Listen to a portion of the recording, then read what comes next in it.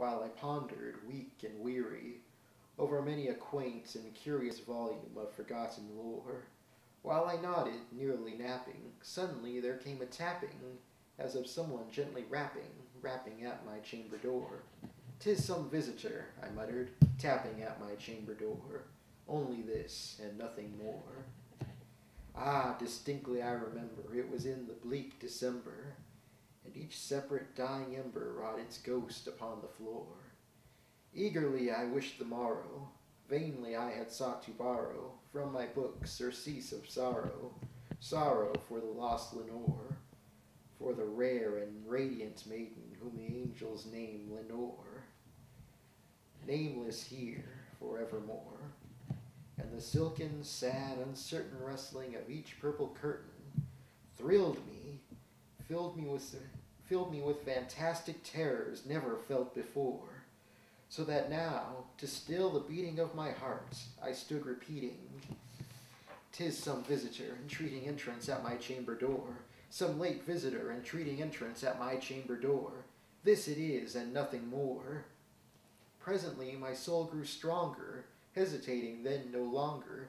"Sir," said I, "or madam, truly your forgiveness I implore, but the fact is I was napping, and so gently you came rapping, and so faintly you came tapping at my chamber door, that I scarce was sure I heard you." Here I opened wide the door.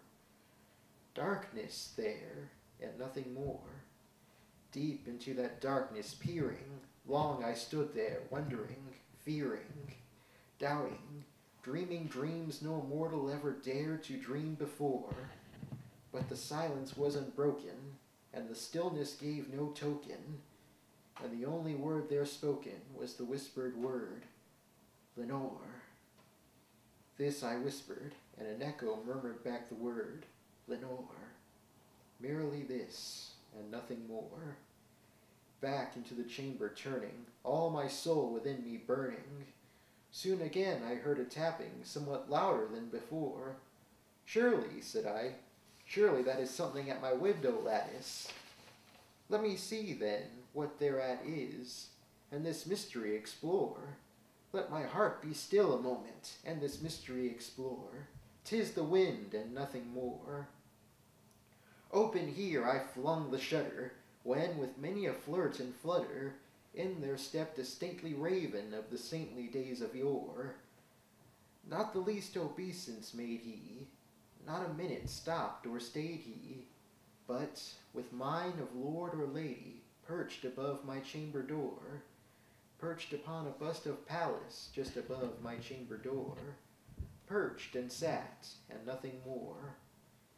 Then this ebony bird beguiling my sad fancy into smiling, by the grave and stern decorum of the countenance it wore.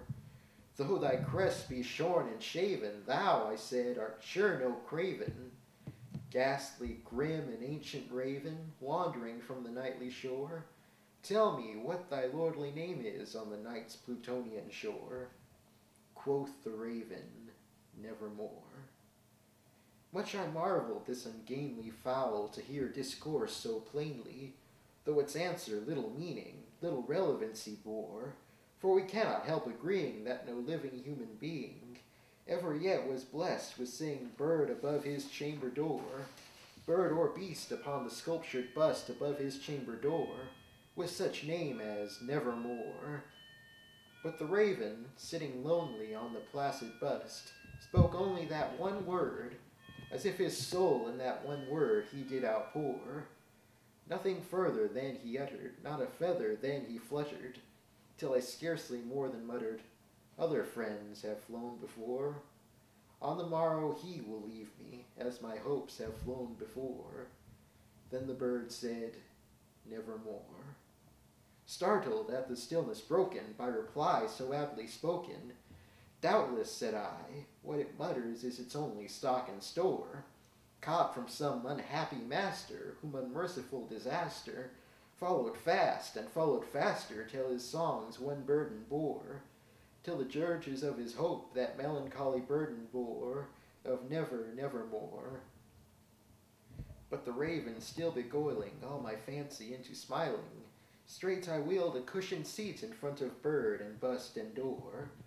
Then upon the velvet sinking, I betook myself to linking fancy unto fancy, thinking what this ominous bird of yore, what this grim, ungainly, ghastly, gaunt, and ominous bird of yore, meant in croaking nevermore. This I sat engaged in guessing, but no syllable expressing, to the fowl whose fiery eyes now burned into my bosom's core. This and more I sat divining, with my head at ease reclining, on the cushion's velvet lining that the lamplight gloated over, but whose violet lining with the lamplight gloating over, she shall press, nevermore. Then methought the air grew denser, perfumed from an unseen censer, swung by a seraphim, whose footfalls tinkled on the tufted floor.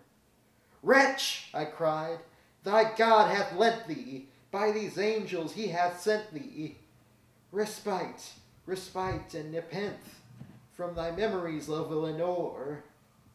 Quaff, oh quaff this kind nepenthe, and forget this lost Lenore. Quoth the raven, nevermore. Prophet, said I, thing of evil, prophet still, if bird or devil. Whether tempter sent, or whether tempest tossed thee here ashore, desolate yet all undaunted, on this desert land enchanted, on this home by horror haunted, tell me truly, I implore, is there balm in Gilead? Tell me, I implore. Quoth the raven, nevermore. Prophet, said I, thing of evil, prophet still, if bird or devil, by that heaven that bends above us, by that God we both adore, tell this soul with sorrow laden, if, within the distant Aidenn, it shall clasp a sainted maiden, whom the angels name Lenore, clasp a rare and radiant maiden, whom the angels name Lenore. Quoth the raven, nevermore. Be that word our sign in parting, bird or fiend, I shrieked, upstarting. Get thee back into the tempest and the night's Plutonian shore. Leave no black plume as a token of that lie thy soul hast spoken. Leave my loneliness unbroken. Quit the bust above my door. Take thy beak from out my heart, and take thy form from off my door. Quoth the raven, nevermore. And the raven, never flitting, still is sitting, on the pallid bust of Pallas, just above my chamber door. And his eyes have all the seeming of a demon's that is dreaming, and the lamplight o'er him streaming throws his shadow on the floor, and my soul from out that shadow that lies floating on the floor shall be lifted nevermore.